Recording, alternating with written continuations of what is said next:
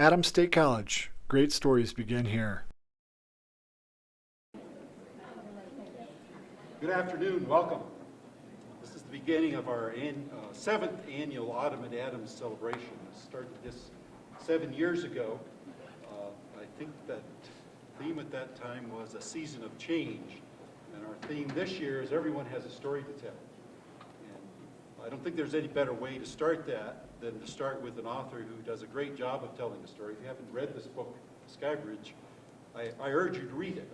I took time out from my schedule, and it's not just enjoyed it. There are insights in the book that actually helped me get through a time with working with the Colorado Commission on Higher Education. There's a line in the book where I can't remember who said this, that sometimes you win and sometimes you lose, but whatever the outcome, you have to rise to the challenge. And at least for higher education in Colorado right now, it's pretty unclear whether or not it's going to be a positive outcome, but we know that here at Adams State, we're going to rise to the challenge. So I'd like to welcome and thank all of you for coming, and I want to let Dr. Guerrero Murphy introduce our speaker today.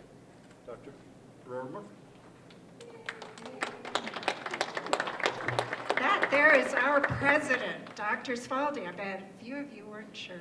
So let's thank you for coming today. And for Autumn at Adams, which is something that is something the president organizes and keeps going for us. So, Laura Pritchett has been with us through the day, visiting a couple of classes, and so it's with absolute confidence that I know you're really going to enjoy the things that she's going to talk about today.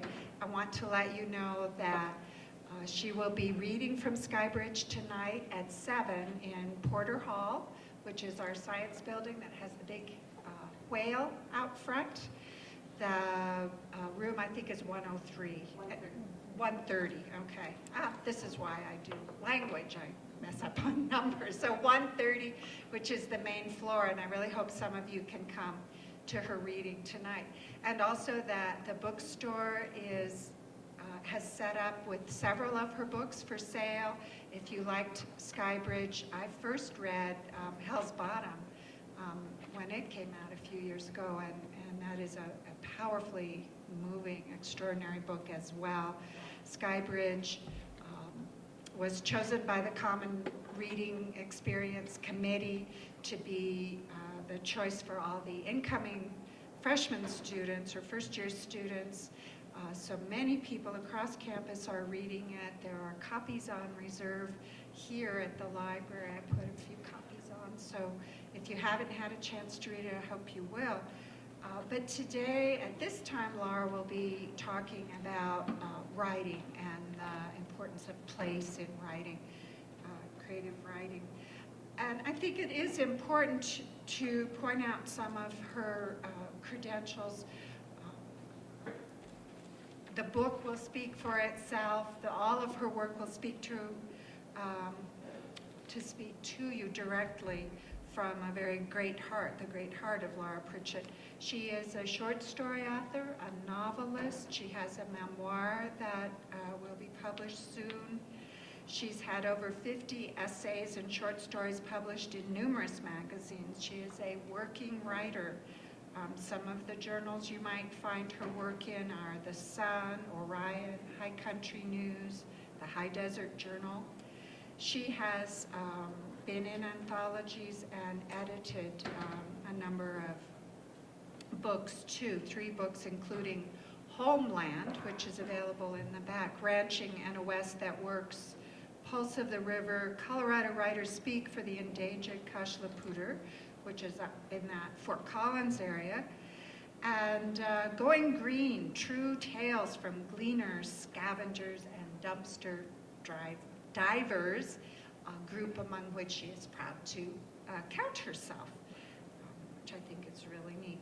Skybridge won the Willa Literary Award. For you literary types out there, it's Willa, named for Willa Cather, Women Writing the West. It also was a finalist for the Dublin International Award and the Colorado Book Award. The Hell's Bottom, which I mentioned, won the PEN USA. That's a really substantial substantially amazing prize to win, and the Milkweed National Fiction Prize.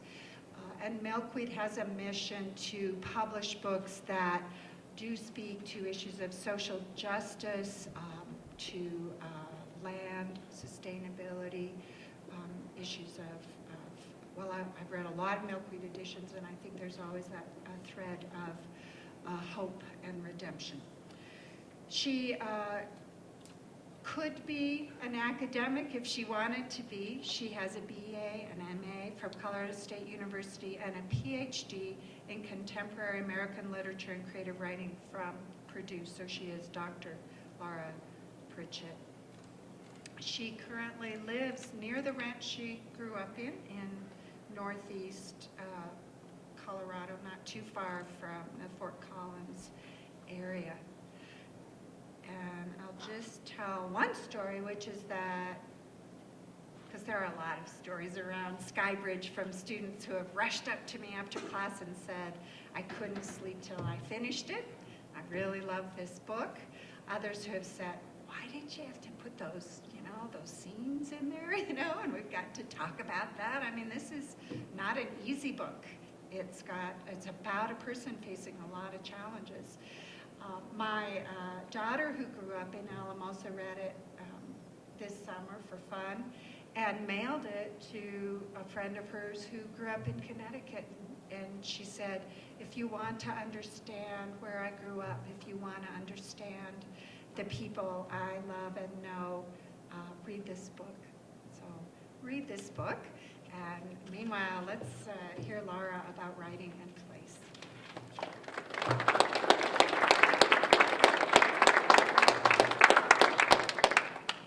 Thank you for that nice introduction. And I know I'm not turned on yet here. Okay, am I live? Is that good? Okay. Everybody hear me okay? It's this microphone that's mic'd for the audience. Okay, so this one's mic'd for the audience. Okay, so I'm going to stand here. Thank you. Everyone can hear me? Just making sure. Look at this. That's for Mark. Yeah. I'm double mic'd. Okay. Well, I'm honored to have you pick Skybridge, and thanks for having me. And it was a great honor to be here for Convocation. So if any of you are back and you went to Convocation, I just want to ask if you're flossing your teeth. Yeah? Okay. Thank you. Okay. That was a delight. And I have to say, it's odd to be speaking so loudly in the library. I was trained to not do this, but I'll get over it in a second here. So tonight I'll be reading, but today I wanted to talk a little bit about the craft of writing, and I even have a few of my favorite, top-notch, actually helpful, not just a waste of your time, writing exercises. And so I'll be doing those a little bit later, and if you have pen and paper, we'll be jotting some things down. So that's what I'll be doing today. But I wanted to talk a little bit about writing and place and writing place, because to me, where you set a book, the place of it is just as important as the characters. And that's probably partly because of who I am. I was raised on a ranch, and I spent a lot of time outside to escape my brothers and to escape my parents and wandering around on the ranch. And it really became part of who I was. Watching the way sun glints off grass, or catching fish in the river, or just hanging out outside. So it became deeply ingrained in me, and that reflects, I'm sure, in my writing, because I hold place so important. So that's what I'll be talking about a little bit today, in general about writing and about my writing specifically. But I wanted to start by telling you about two quotes I have up next to my desk. One is, we have free speech in this country, but not frank speech. And I wrote that and put that up there because it reminds me that anytime I sit down to write, I'm going to have it be my goal to tell the absolute truth, whether it's uncomfortable or deep or dark or difficult. Because if I'm not doing that, I'm falling down on the job as a writer, because I think writers' jobs are to connect us. They make us, when we read something, we feel less lonely. But that only happens, that magic only works when you read a book and you love it because it speaks to you. It only works if you're getting into that really sensitive area that we generally kind of keep closed off from other people. And so I try to make that my goal. And I don't know if I succeed, but I try. And the other quote I have is by Isabel Allende. And she says, writing is a constant exercise in longing. Writing is a constant exercise in longing. And I have it tacked up there because it rings so true to me, because I think if I'm in a constant state of longing, that I am kept aware of the fact that that I am alive and I have to stay awake to that life, that I only have this one short time span on earth and I don't know what comes next, and that's not the subject of this talk, but that I want to use that time well, and I want to stay in a constant exercise of longing. And in fact, I think we write or produce any art or play basketball or learn to play the guitar or any of the things we do because we want to express ourselves, but we want to remain curious and aware to the human condition. To my mind, that makes sense because, as they say, a true curiosity is one definition of love. So I think if you're in love with someone or something, you're curious about it. And I think humans generally love to be alive. They love the possibility and they want to live as fully as they can. And I think, to my mind, stories help us do that. I like to say that stories help us perceive and possess our life, by which I mean, for me, stories have helped me, first of all, understand my life, perceive it, and then possess it, go and live it better, because it helps me understand how it is to be human under different circumstances and under different pressures and constraints and in different societies. Helps me stay connected. So I think humans, by our nature, we want to tell stories. You know, we come up with stories in our mind that we're going to tell our girlfriend or boyfriend after class, or our parents about our week and that sort of thing. And I think why we do that is that they help us grow. They help us understand our life and grow. So that when we hope to change ourselves or our world or our culture, we start by telling ourselves stories. We tell stories in our brain and we tell stories to other people. And this is how we make sense of things. This is how we project ourselves into the unknown future, by telling ourselves little daydreams that help us get through what's coming at us in the future. So I think we just tell our stories constantly about our marriages, our child rearing, our relationships, our careers, our teaching, our passions. And we compose those stories to test new waters, to find the best endings, to understand the characters involved, and to forecast how our hearts might respond to various scenarios. So even though you might not write fiction, I think the place of story in your life is an interesting thing to consider, how you use story to manage expectations and set goals and achieve those goals. So I want to talk a little bit about writing specifically, but I think this has to do with whether or not you're writing a comp paper or poetry or nonfiction or fiction. And I want to talk a little bit about the place in that. And I have a couple writing exercises. The first sounds easy, but it's hard. And the second one sounds hard, but it's easy. So hopefully they're all helpful, though, but just to give you a heads up on that. I think that there's a great quote by Annie Dillard, and she's a wonderful nature writer. She says, let me get her quote exactly. She says, "The way to a reader's emotions, oddly enough, are through the senses." And by that she means writers are always being told to show and not tell. So for example, if I say a woman is lonely, I don't think that holds it doesn't capture you in any interesting way. But if I show a young girl holding a crying baby as her sister drives off and she's very isolated in an area, that shows her as being lonely, and you start to care about her story. And so one of the things that writers try to do is to use the external landscape of whatever setting there is and use it to render the internal landscape of the person's heart and soul and mind and opinions and beliefs.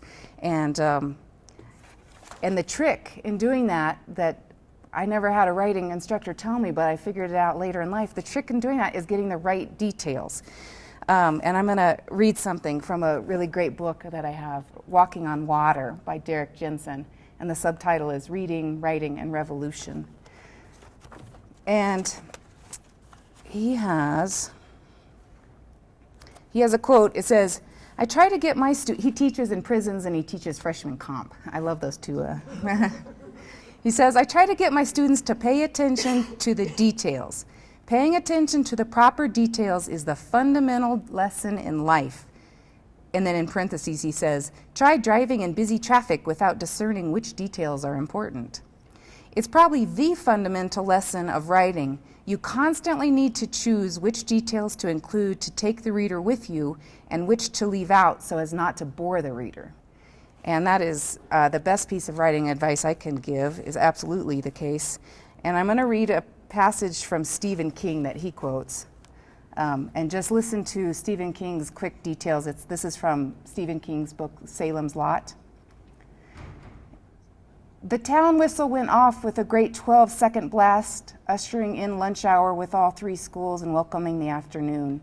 Lawrence Crockett, the lot's second selectman and proprietor of Crockett Southern Maine Insurance and Realty, put away the book he had been reading, Satan's Sex Slaves, and set his watch by the whistle. He went to the door and hung the back at 1 o'clock sign from the shade pole. His routine was unvarying. He would walk up to the excellent cafe, have 2 cheeseburgers with the works and a cup of coffee, and watch Pauline's legs while he smoked a William Penn. And the reason he includes that example, and the reason I like it too, is that you find out so much about this character through a very short amount of particularly chosen details. And no author chooses details on accident. They're not just thrown in.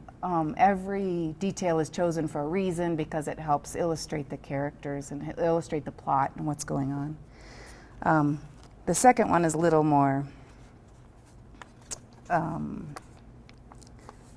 formal. It's Terry Tempest Williams, and it's the opening to her essay called Desert Quartet. Earth, rock, desert. I am walking barefoot on sandstone, flesh responding to flesh. It is hot, so hot that the rock threatens to burn through the callous soles of my feet. I must quicken my pace, paying attention to where I step. For as far as I can see, the canyon country of southern Utah extends in all directions. No compass can orient me here, only a pledge to love and walk the terrifying distances before me. What I fear and desire most in this world is passion. I fear it because it promises to be spontaneous, out of control, unnamed, beyond reasonable self. I desire it because passion has color, like the landscape before me. It is not pale, it is not neutral, it reveals the backside of the heart. I climb the slick rock on all fours, my hands and feet throbbing with the heat. It feels good to sweat, to be engaged, to inhabit my animal body. And again, that's a nice example that he chooses because the abstract words that she starts off with the setting, earth, rock, that sort of thing, then gets very detailed. And we find out a lot about what's going on with her via her description of setting. So the trick is to get the right details and then to reveal something. I'm going to read one more small passage and then get on with some other stuff. It's just the beginning of Sky Bridge. First paragraph. It's true, every house has a few places that reach out and hold you. Standing spots, Kay calls them, and she says that every home has one or two. That's why I always find myself leaning against the frame of the kitchen door and looking east towards the alfalfa field that comes up a stone's throw from our door. In the summer, at least, that's where I stand, sometimes with my one cigarette of the day, looking out over the leafy alfalfa in its various stages of growing. Besides that green field and stretch of blue sky, the only other thing in view is the circle of buildings and cottonwoods that make up Baxter's Place in the distance, and the rutted dirt road that runs along the edge of the alfalfa, the one that connects our 2 houses. Up close is the shed and burn barrel and Kay's car that doesn't run anymore, and Kay's other car that hasn't run in so long that yellow-flowered weeds are growing out of it. There's a concrete bird bath that we once used for cigarette butts, but it fell over in a windstorm a year or so ago, and no one's picked it up yet. I'm quitting anyway, and Kay mostly does her smoking over at Baxter's, so it makes a nice little step for me to put my foot on. And that's just how I started the book, and I read it only because I can reference what I was thinking at the time, which is I wanted to immediately set the stage of a woman, as I said, young woman, who is isolated and feeling very alone, and she's leaning against a doorway. Doorways have lots of metaphors. And she's looking at this bird bath, and the poverty is, I hope, shown through the broken down car, and the other broken down car with a lot of weeds growing up through it. And that is how authors set a situation for you without having to say, once upon a time there was a young poor girl who was standing with a baby and feeling very lonely. Right, which does nothing for you. It sounds like a fairy tale, but it doesn't get into your heart, I think, because it's not a story that's being told in a way that's interesting. So when I was writing Sky Bridge, I was always looking for those details, whether they be hailstorms or peacocks or different place settings, what the inside of a house looks like, or the dress that she chose to wear, to render how her emotional state is doing. And that's just an authorly trick. So the rest of what I want to say right now has a little bit more to do for you authors, because this is the writing craft talk. The trick, I think, is to get new and fresh details. And so I have an exercise that I like to do, and it's whether I'm writing a magazine piece for 5280 or a personal essay for a literary magazine or a novel. And I call it many ways of looking at a place. And the idea is to get past how you usually see something and describe it in cliche, predictable ways, and instead get into some interesting ways of perceiving place. And so I start asking myself a series of questions which will require my brain to do more than its usual amount of work, because I don't want it to get lazy. And my brain, we all fall into ruts. So I make a quick list of a place, and I'm wondering if you all want to jot something down, or if you don't have paper and pen. She's got paper. You can even think in your head the answer to these questions.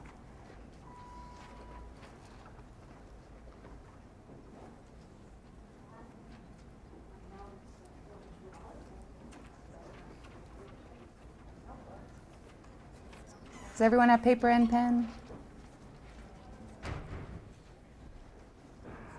So pretend you're required to write a poem or a short story or an essay about a place.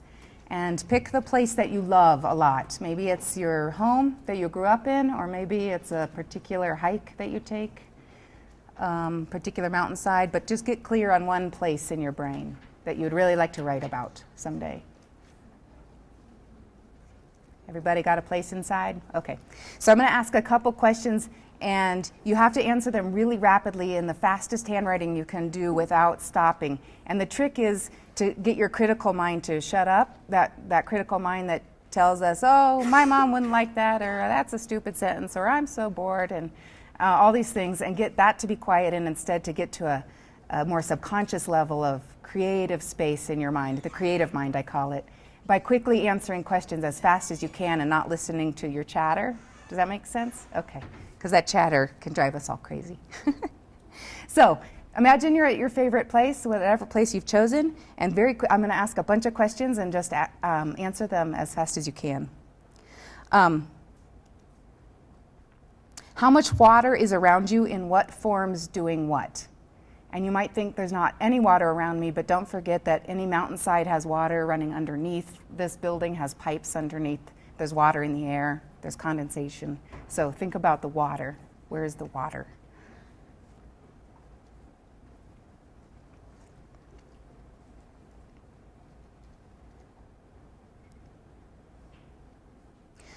What is the temperature? How bright is the light?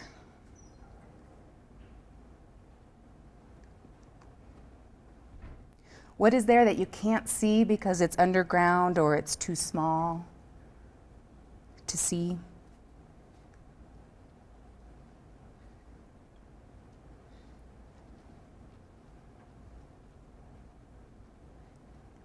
What was this place like 100 years ago?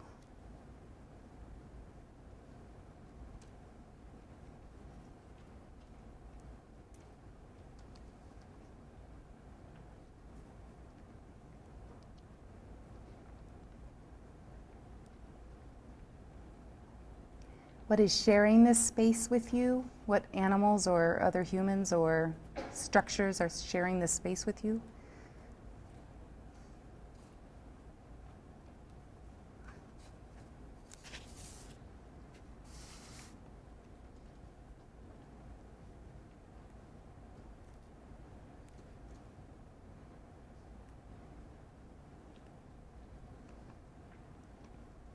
Who owns this place and who controls what happens to it?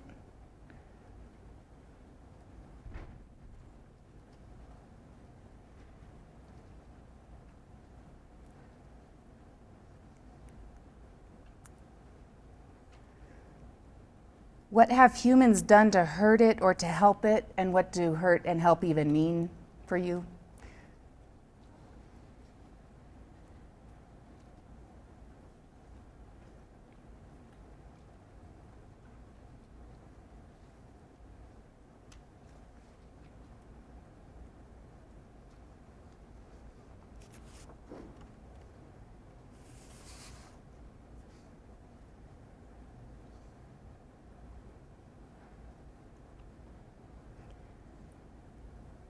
And then finally, I'd asked you to think about a place that you love or that means something to you. So think about that line, how do I love thee? Let me count the ways. And just think about why you love this place. Was it love at first sight, or was it a slow, gradual love? Has your love changed over time? And just a quick response about your relationship to that place.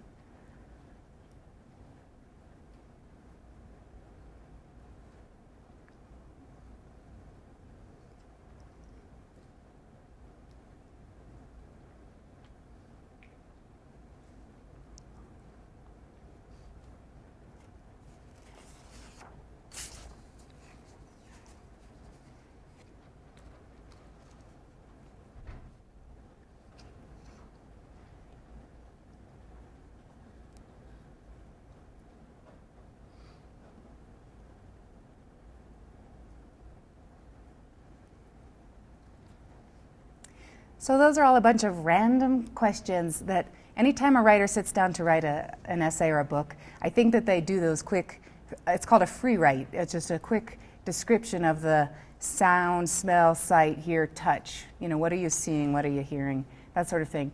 But in general, those lead to really predictable descriptions. The sun was setting and the sky glowed with oranges and pinks. And as writers, our job is to get beyond the cliches into more unique and interesting description. And so I start by doing that, by asking myself questions, if not these questions, then similar ones, to try to get me to see place from many, many different angles, and in terms of history and politics and water and insects and why I love this place or why I don't. And so I encourage you to do that. And then the next thing I do is take a character, if it's fiction, or myself, if it's nonfiction, and place myself there and do what I call another writing exercise is called the really mean therapy game. And I want to start that little exercise by reading a quote from Barry Lopez, who is a wonderful writer. He says, "One learns a landscape finally not by knowing the name or identity of everything in it, but by perceiving the relationships in it. This is achieved by drawing on the relationships on the exterior landscape and projecting them onto the interior landscape. The purpose of storytelling is to achieve harmony between the two." And I think that's a wonderful quote, but it's also a complicated way of saying the same thing I am, which is, as a writer, you're always going to use an external landscape, whether it's the inside of this room or the inside of a closet or a mountain pass, to render your internal landscape of your characters.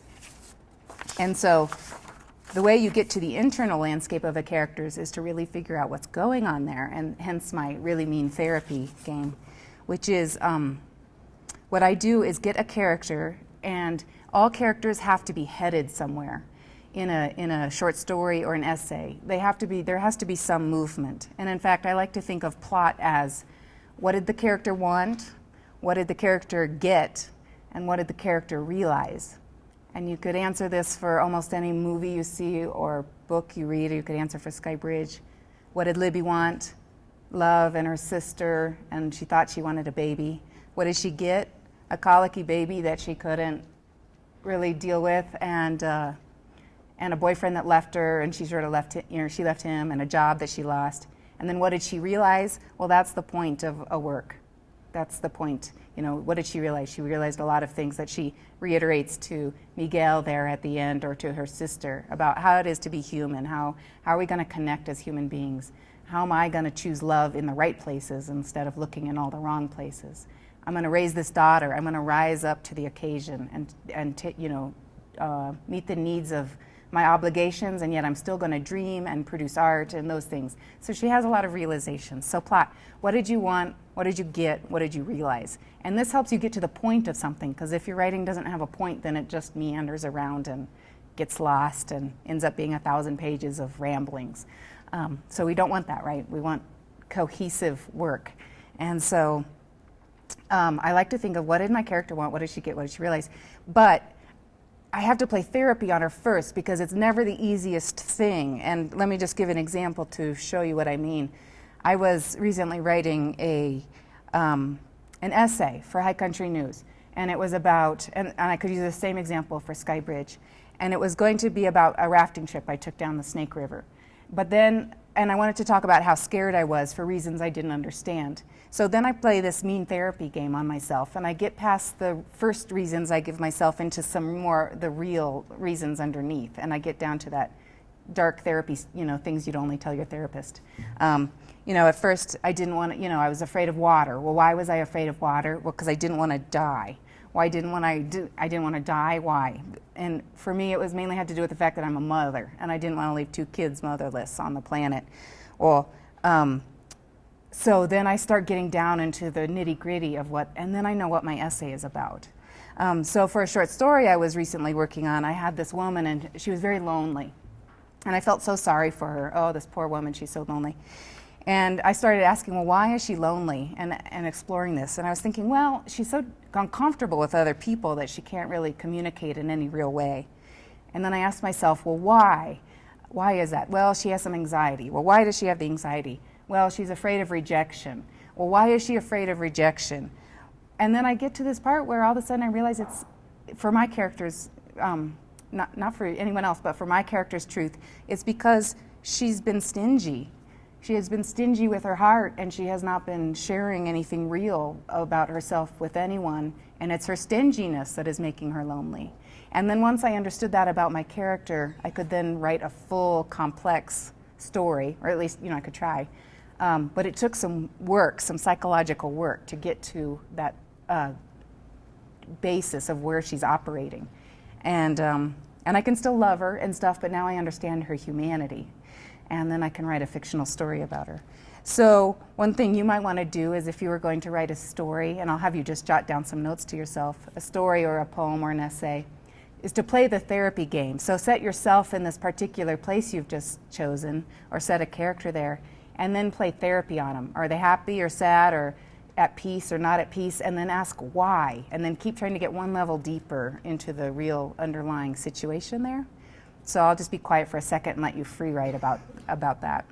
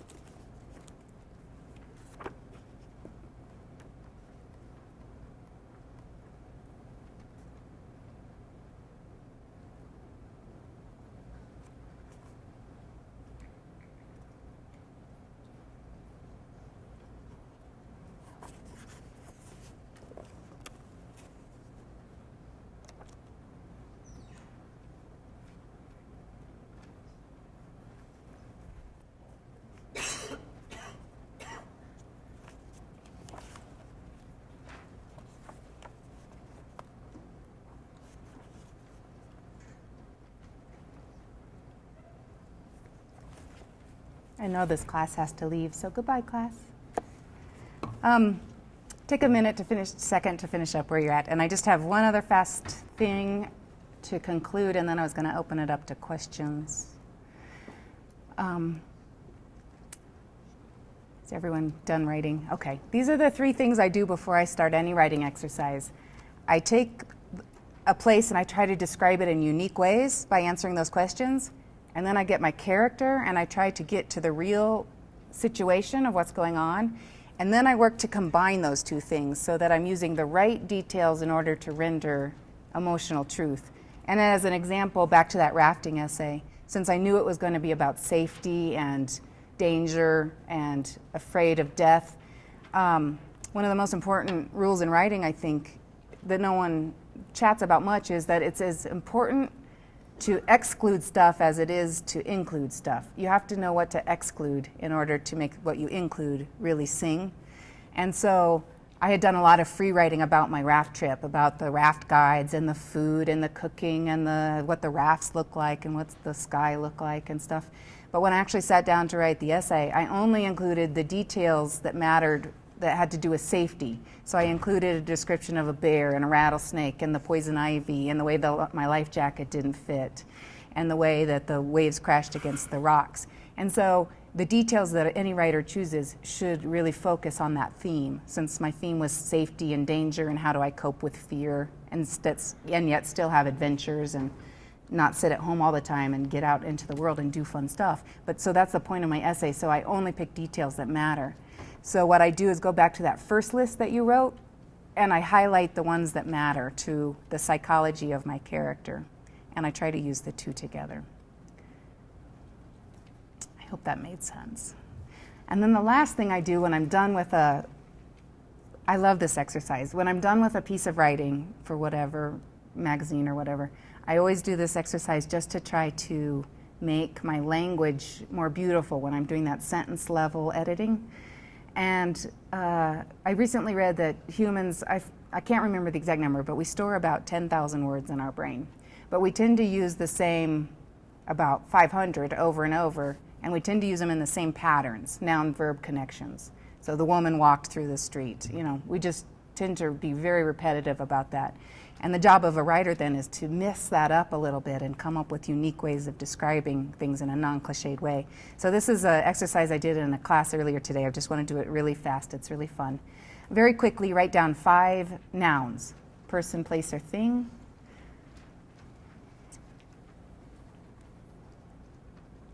Just easy peasy, any 5 nouns.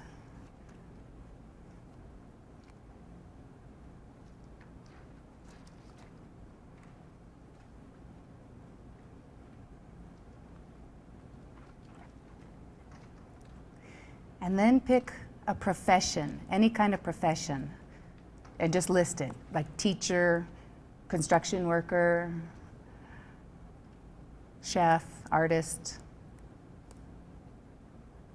camera guy. And write that down. Everybody got 10 nouns and then 1 profession. Then write down 5 verbs that have to do with that profession. So, for example, if I had written down chef, I might say chop, marinate, bake, saute, cook, right? 5 verbs that go with that profession.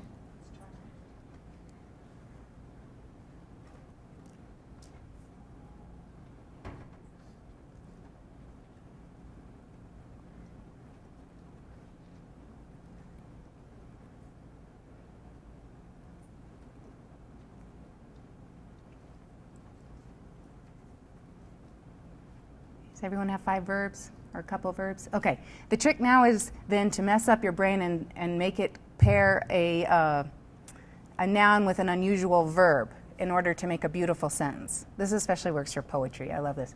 But in my essay about the rafting trip, I chose a sentence that said, "The rocks marinate in the river," which is just an interesting way of saying the rocks were sitting in the river or something. I was trying to come up with a more beautiful sentence. So the rocks were marinating in the river. So try to come up with a sentence or a phrase where you're pairing a verb with a noun that you normally don't put together. Does that make sense?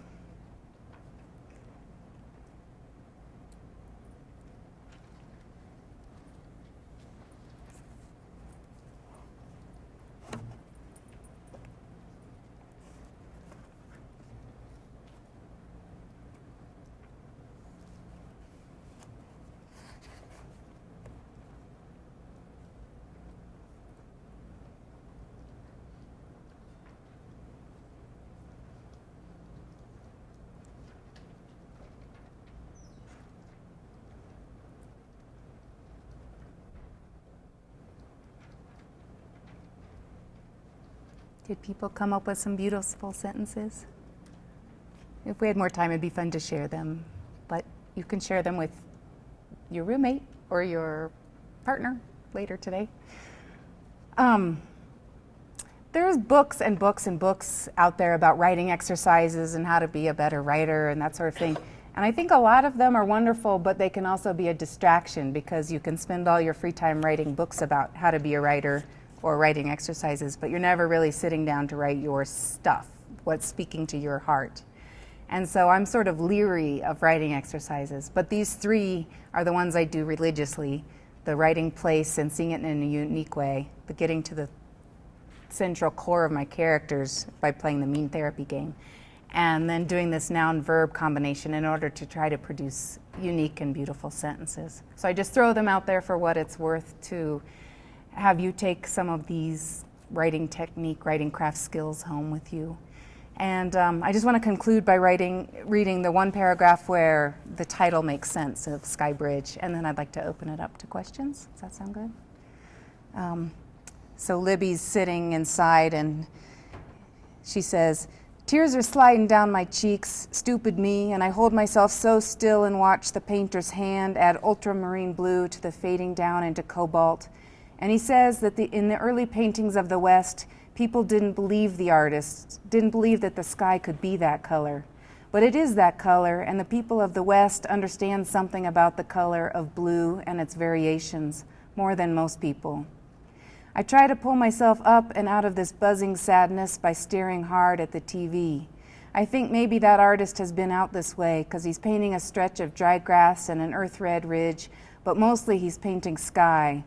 His painting is good but not great, even I can see that, because it looks like life but without the spirit. He's without something underneath. But I like the title of it. He calls it Sky Bridge. He says that only in a place like this could a person touch sky. He says if a person doesn't move into the blue on a mountain or a skyscraper, no, those places actually push the sky farther away. Only in a place like this do earth and sky come together in such a way that they bridge into one, and in such a place a person could put up her arms and find herself in heaven. So thank you.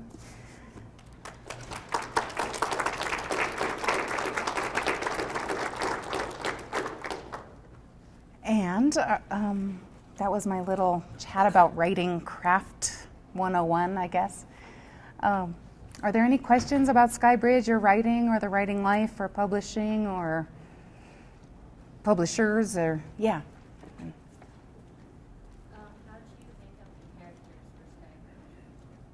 How did I make up the characters for Sky Bridge?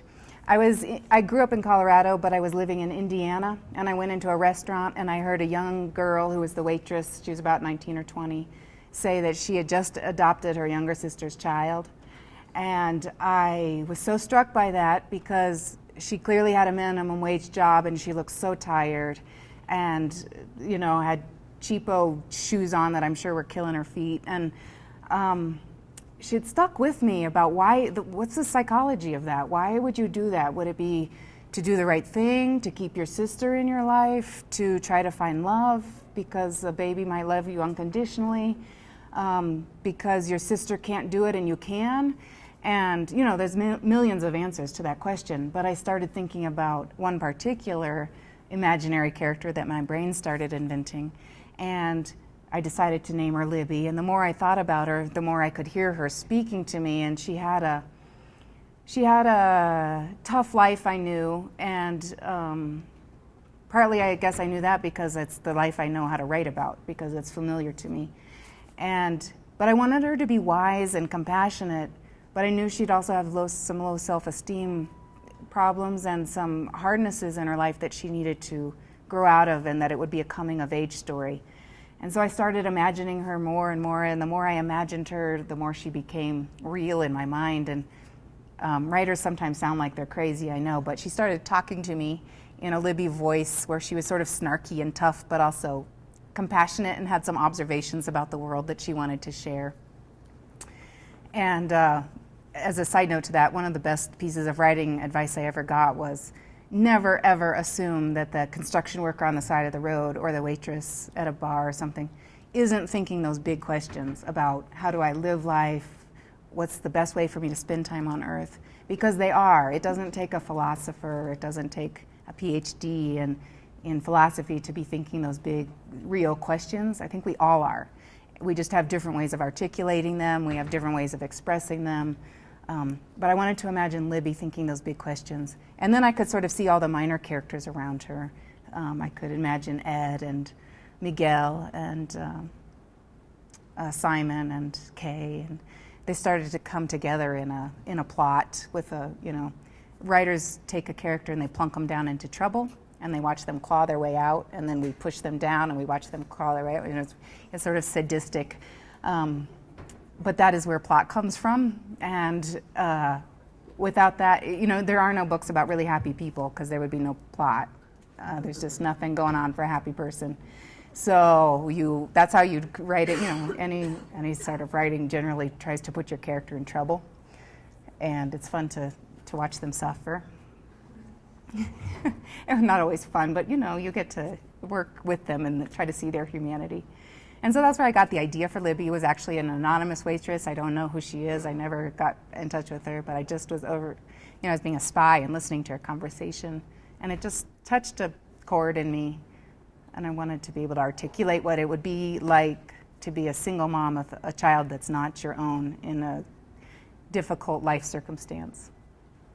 Yeah, thanks. There's a question in the back somewhere. I have read somewhere that characteristics of novels represent or relate personality characteristics of authors. And I'm wondering from the novel Skybridge, which character in the book represents you? Which book? Okay, his question was sometimes authors use their real life in their books. And am I any of the characters, or which one am I? And I will say that I think it's true that authors often start out very autobiographical in their first couple books. This is not always true, but from the writers I know it's true. And that then they start to expand out into a more imaginative world if you're a fiction writer. So my first book was more autobiographical. That was Hell's Bottom, Colorado. Not everything that happened in that book happened to me, but I was using a lot of my life experience. In Skybridge, I would say certain parts of Libby are me. I stand around indoors ways, leaning against the doorway, trying to think about life and about certain questions about life, like how do poor people feel about rich people? How do residents feel about illegal immigrants? How do sisters feel about their sister? How do you feel about a promise that you're not ready to keep? Those questions that the book poses. What do you think about love? What if you're with somebody who's great, but they're not the right person, really, in the end?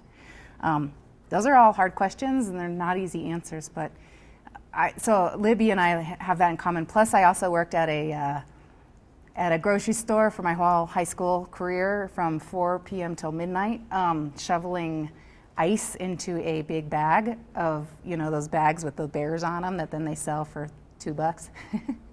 So there's a lot of her life that I could add in. But having said that, there are certain things that Libby does and think that I've never done, and I had to either research it or imagine it or talk to friends to, see how I could render that realistically, since it wasn't me. So I like to think I'm a little bit of Ed the beekeeper too, because he's quirky and odd and often uncomfortable with people, and I find myself constantly battling that I can feel a little uneasy, but it's only because I think I genuinely want to connect with everyone and walk up to them and say, just like Ed, are you happy? Is your life going the way you want it? Are you comfortable with death? Are you set in all your beliefs? And I'm a little like Ed that way, I have to admit. It bothers some of my friends who just want me to talk about the weather for a minute. But, okay. Yeah. You answered one of my questions, which is where did Ed come from? Okay. That's cool. And then I was just wondering, are there any characters or scenes in the book that you took out that were part of the story that you could tell us, or did everything that you thought of for the story get put into the book? Oh. Did you delete anything? Oh, yeah. thousands of pages of material got deleted. Maybe not thousands, but hundreds. Yeah, the publisher, when it first took Skybridge, they liked it. They said, we like the first 3/4, but we don't like the last fourth. We don't care how you fix it, but go take a look at it. We think you'll find that it's a little too melodramatic, doesn't really fit the characters. And they were right. You know, I went back and I thought, no, I had this gunfight going on between people and blood and gore, and it just wasn't how I had set up the book. And so I revised that ending 20 times, and plenty of the, you know, all those versions got cut. But also, first drafts can be sloppy, and they should be sloppy, and you should allow yourself to be sloppy. Otherwise, you're listening to your critical mind too much. Oh, I shouldn't write that, and oh, this sounds stupid, and blah, blah, blah, blah, blah. And I think you have to learn to ignore that and just write a first draft and then know that you're going to just cut, and lots of stuff won't make it into that final version. Because again, I believe, especially in a short story or an essay, but even in a novel, you don't have time for tangents. Everything has to matter and be there for a reason. You don't just include stuff because you like it. It has to play into the theme and the meaning. So lots and lots of pages. I have a whole file called Stuff That Got Cut from Skybridge. And my new novel, Stuff That Got Cut from the new novel, which is untitled still. But and Ed, I just know people like Ed who live in tire houses and are hippies, and I just love him. And I had a little crush on him. I was just sort of writing a guy I had a crush on. Because he's so odd, and he loves honey so much. A lot of his loving honey got cut from the book, but anybody who likes honey, they have to be okay, you know? Yeah. Is it hard to get published? Is it hard to get published? I answered, yeah, I was talking about that in a class earlier today. I think there's several ways of getting published, and this is a vast oversimplification, but there's the New York houses for which you need an agent. These are the Simon & Schusters and Penguin and all the major presses that operate out of New York. And then so getting an agent is hard, and then getting your agent to sell to one of these presses is hard.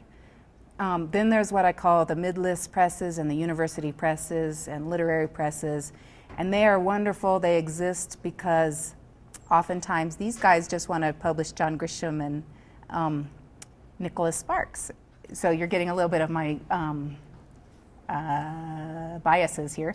But so, because I do not like those authors. But anyway, so mid-list presses exist in order to publish books that they think are worthy but won't achieve bestsellerdom, and especially books of poetry or books of very thoughtful essays and novels that might not be appealing to that larger audience because they're not so plot driven. They're more literary in quality. And then there's self-publishing, and I don't really mean this ranking to be top to bottom, it's just there's 3 different sets. And then self-publishing can either be books or blogging or on the internet, and so, of course, that one is easier to make happen, but you might have a smaller readership, and this one is harder, but you might not get published at all. I mean, there's really a lot of pros and cons to either choice, and they're all good for various things, and they all have drawbacks. I think most writers start by getting published by starting to publish in magazines and journals, and then they get a CV, they get a resume of, you know, look, I can write. I've been published here and here and here and here. And then they go to a publisher or an agent. And it's a long haul. It takes a lot of work, like, in general. I mean, you hear the stories occasionally of Harry Potter author suddenly hitting stardom, and that's great, but it's rare.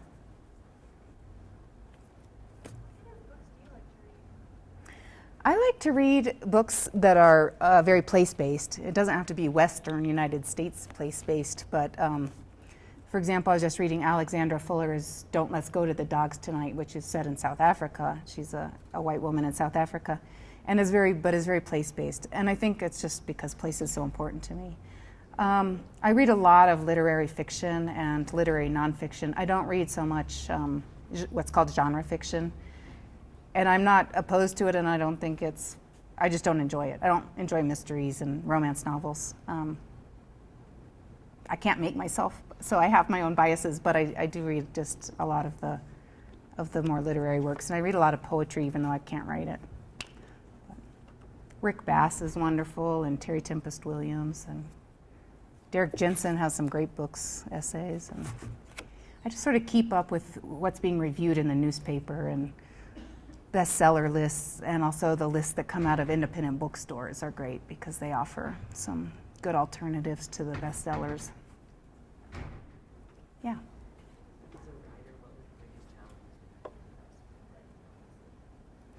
What was my biggest challenge?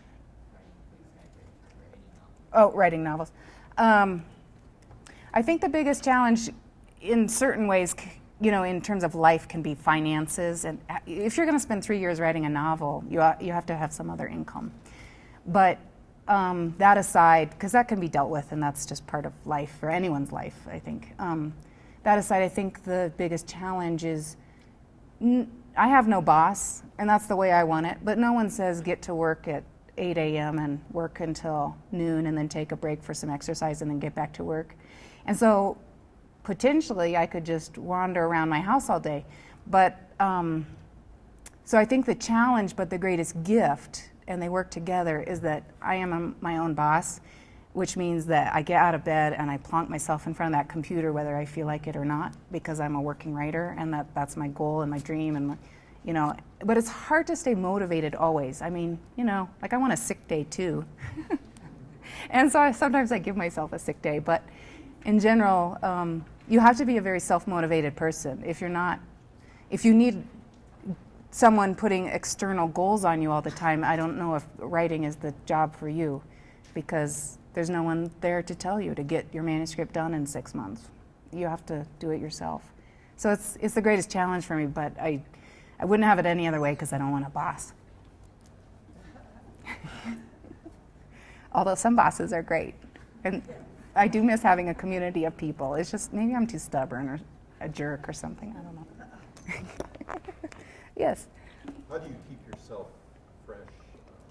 You talked a little bit about Larry McMurtry, his later writing seems pretty formulaic, not very thoughtful.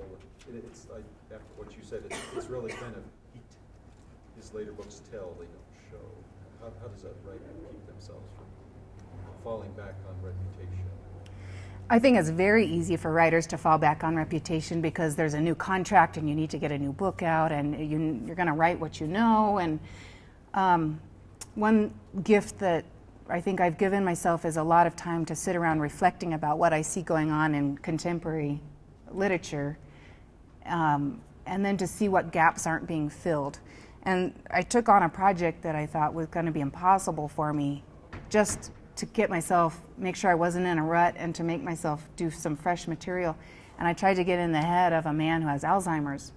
And that's not easy for me to write. And I'm not a man, and I'm not 70, and I don't have Alzheimer's. But so it was such a challenge because I had to imagine a world that was very different from my own. But I wanted to do that to myself on purpose, like basically to be mean to myself, I think, so that I would be forced to write something that was very fresh and new, and to keep myself from writing about, I think it would be easier for me to write about a 20-year-old, I'm not 20 anymore, but I can remember what it's like to be 20, a 20-year-old mom, or someone like Libby, and I thought about writing about Tess and some other characters. But first I wanted to do something that was going to be more difficult. And I think it's just a self-imposed challenge.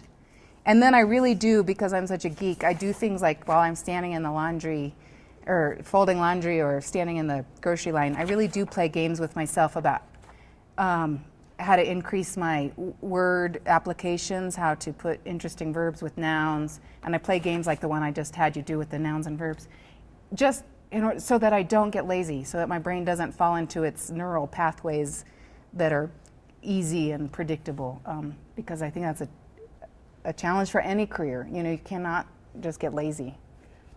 You have to fight to stay active and up on what's going on. Yeah. Thank you. Is that it? Okay. Thank you all for coming, and I'll be reading at 7. Thank you. Books for sale.